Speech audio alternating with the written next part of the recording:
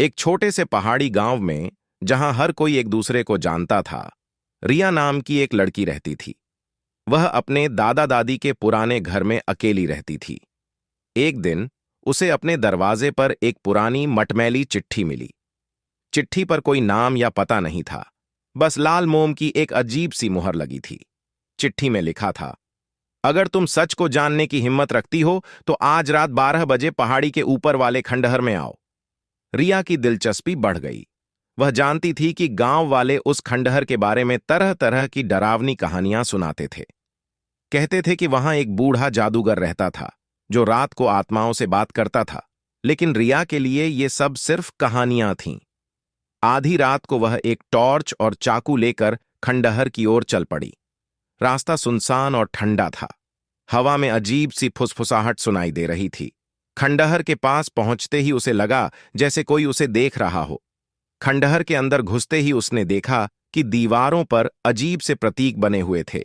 बीच में एक बड़ा गोल दर्पण रखा था और उसके चारों ओर मोमबत्तियां जल रही थीं। तभी एक बूढ़ी औरत उसके सामने आई।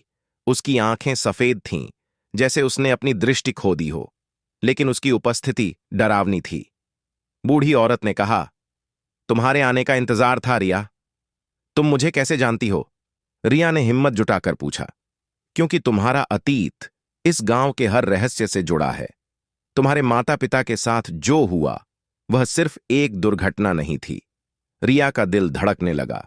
उसके माता पिता सालों पहले एक कार दुर्घटना में मारे गए थे। क्या मतलब है तुम्हारा? उसने पूछा। बूढ़ी औरत ने दर्पण की ओर इशारा किया। इसमें देखो। रिया ने झिझकते हुए दर्पण में झांका। उसमें उसने अपने माता पिता को देखा, लेकिन वे खुश और जीवित नहीं दिख रहे थे। उनके चेहरे पर डर और दर्द था। अचानक दर्पण में एक छायादार आकृति उभरी। वह आकृति उसकी ओर बढ़ने लगी। यह क्या है? रिया ने घबराते हुए पूछा। यह वही है जिसने तुम्हारे माता पिता को मारा था, और अब यह तुम्हें भी अपने साथ ले जाना चाहता है। बूढ़ी औरत की आवाज गंभीर हो गई। रिया ने देखा कि दर्पण से एक हाथ निकल रहा है। उसने फुर्ती से पास पड़ी एक लोहे की छड़ी उठाई और दर्पण पर मार दी। दर्पण चटक गया और एक भयानक चीख गूंज उठी। दर्पण के टूटते ही बूढ़ी औरत भी गायब हो गई।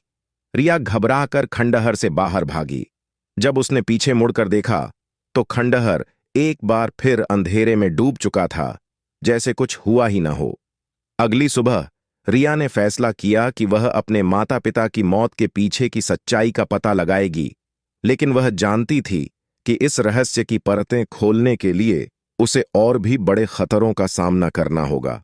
आप लोग कमेंट में मेरी हौसला बनाएं।